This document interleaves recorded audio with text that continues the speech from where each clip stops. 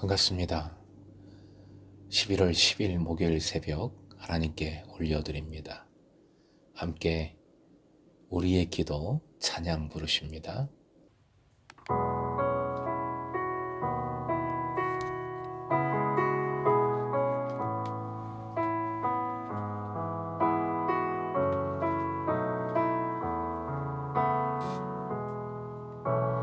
오늘 이 자리에 모인 우리 어린 양 예수 따라가는 무리 되게 하소서. 성령의 충만한 임재 안에 어둡던 우리 눈 밝아져서 주를 보게 하소서. 당신의 겸손함, 당신의 거룩함, 당신의 정직함 우리에게 보이사 내 안에 교만함, 내 안에 천박함, 내 안에 거짓됨 모두 벗어버리고 어린 양 예수 따라가는 무리 되게 하소서.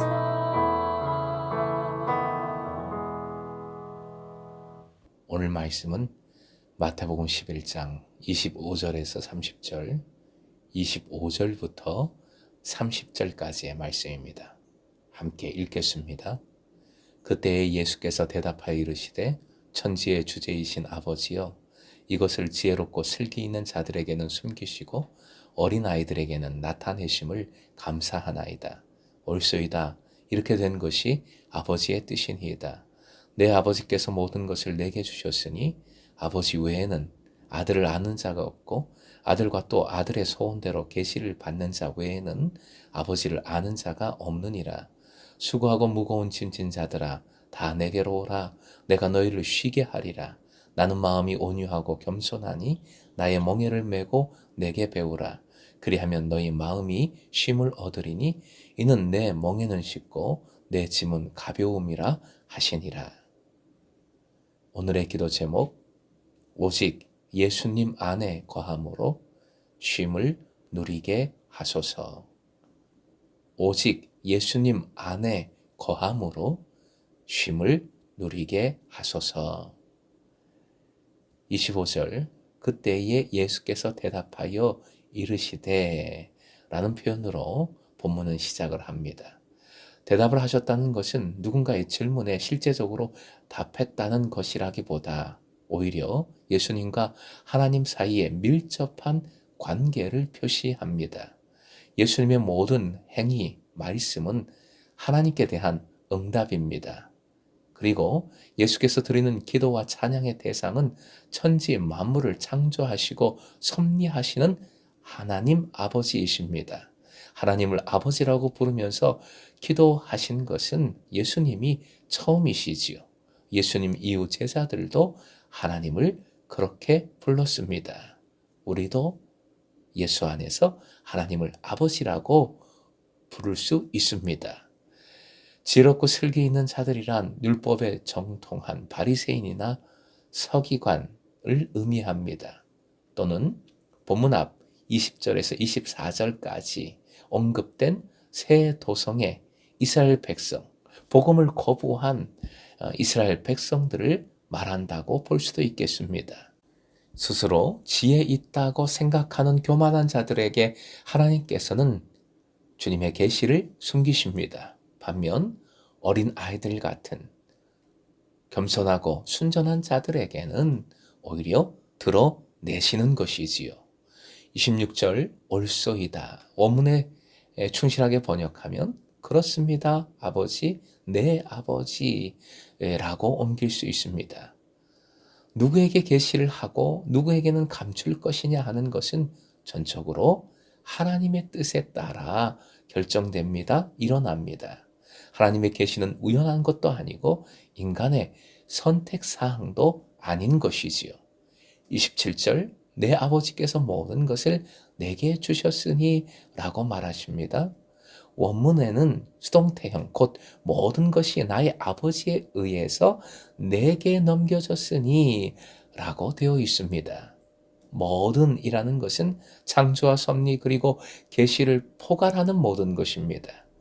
죄 용서의 권한, 바람과 바다를 다스리시는 권한, 죽음과 모든 질병을 치유하시는 권한, 그리고 하나님 나라의 복음을 선포하고 가르칠 수 있는 권한 등이 포함됩니다.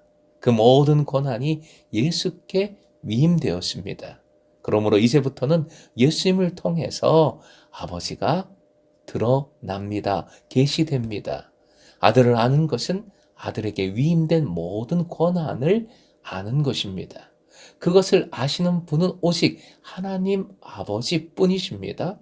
그러므로 인간에게 아들은 비밀입니다. 그러므로 아들을 아는 것은 하나님께서 주시는 선물, 곧 은혜입니다.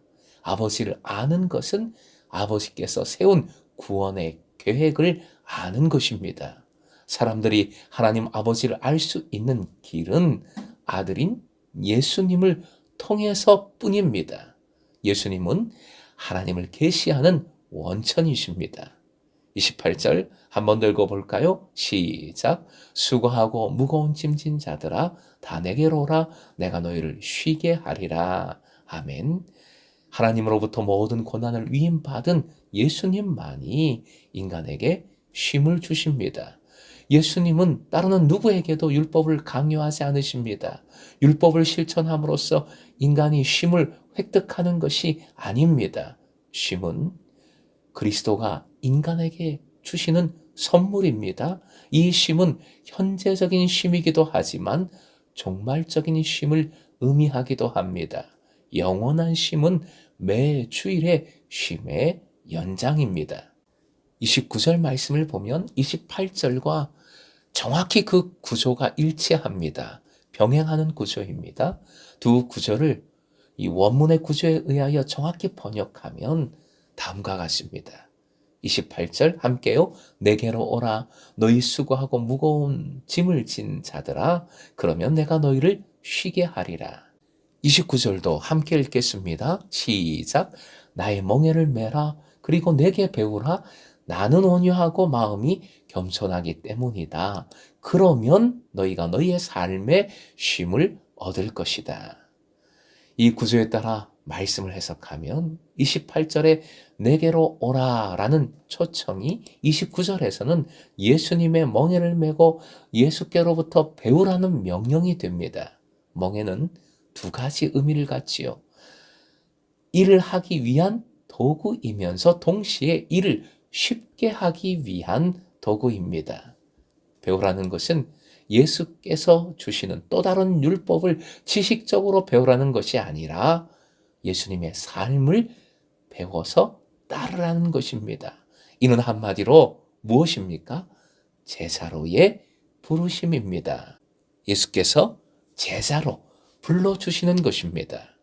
수고하고 무거운 짐을 진 자들과 온유하고 마음이 겸손한 예수님이 서로 대비됩니다. 마음의 겸손은 다른 사람을 사랑하기에 자신을 낮추는 행위이며 온유는 팔복 중에 세 번째 복에 해당합니다. 삶에 지친 사람들을 예수께서는 주님의 겸손하고 온유한 삶으로 초대하십니다. 예수님의 멍에를 메고 예수님의 온유하고 겸손한 삶을 따르는 제자들의 삶이 쉼을 얻습니다. 제자들이 얻게 될 쉼은 마음의 쉼, 영혼의 쉼, 그것은 곧 삶 전체를 의미하는 것입니다. 삶 전체의 쉼입니다. 율법 조항의 실천에서 오는 외면적 쉼과 대조되는 인간 내부로부터 울려나오는 전체 삶의 쉼을 강조한 말씀입니다. 30절 멍에와 짐이 유대교에서 모세의 율법을 의미한다면 그와 대조되는 예수님의 멍에와 짐은 예를 들어서 산상설교와 같은 예수님의 가르침과 그리고 그에 따르는 삶을 의미합니다. 산상수훈을 실천하고 예수님을 따르는 것은 사실 결코 쉽지도 가볍지도 않습니다. 우리가 말씀을 들었을 때 놀랄 정도로 정말 원론적인 말씀들이지요. 결국 이 모든 것은 예수님으로 이루어지는 일입니다. 영원히 우리와 함께 계시는 예수 그리스도 안에서만 주님의 멍에는 쉽고 주님의 짐은 가볍습니다. 그러므로 오늘 본문의 초대는 결국 예수 그리스도 안에 있으라, 그 안에 머물라라는 초대입니다.